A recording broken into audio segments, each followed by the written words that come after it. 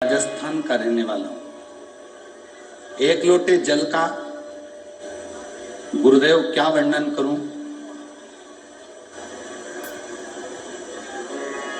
कई वर्ष से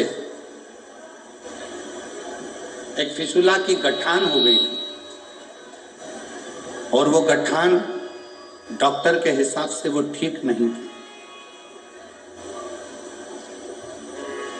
22/3/2025 को मैंने वो डॉक्टर को दिखाया तो डॉक्टर फिर वापस बोल दिया कि ये गठान ठीक नहीं है और इस गठान का ऑपरेशन होना जरूरी है और ये गठान आपको चेक कराना चाहिए, इसका ऑपरेशन होगा। फिर डॉक्टर से थोड़ी सी दवाई लेकर आ गया पर फिर भी आराम नहीं मिला। वापिस फिर पुनः 30/3/2025 को फिर वापिस दिखाया, फिर पुनः वही की वही प्रॉब्लम। जहां जहां जिसने बोला मैं वहां गया, इलाज करवाया पर आराम नहीं मिल पाया। अब हमने विचार करा कि बॉम्बे दिखाएं, तब किसी ने बताया कि महाराष्ट्र में ही कथा चल रही है। कथा का श्रवण कर कर मन में आया कि बाबा इतनी दूर में कैसे कथा श्रवण करने जाऊं। आसन लगाकर कथा सुनता और टीवी पर ही कथा सुनना प्रारंभ करा। शिव जी के मंदिर जाना, एक लोटा जल समर्पित करना, बाबा से विनय करना कि ये गठान कैसे भी गल जाए।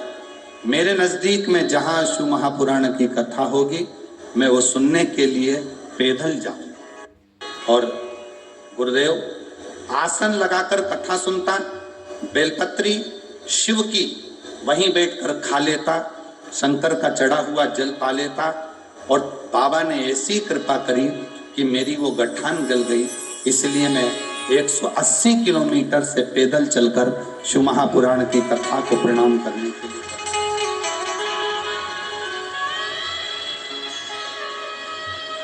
मैं अपने गांव चिड़ावा जिला झुंझुनू राजस्थान से 180 किलोमीटर से पैदल चलकर रतनगढ़ पहुंचा हूं बाबा को प्रणाम करने।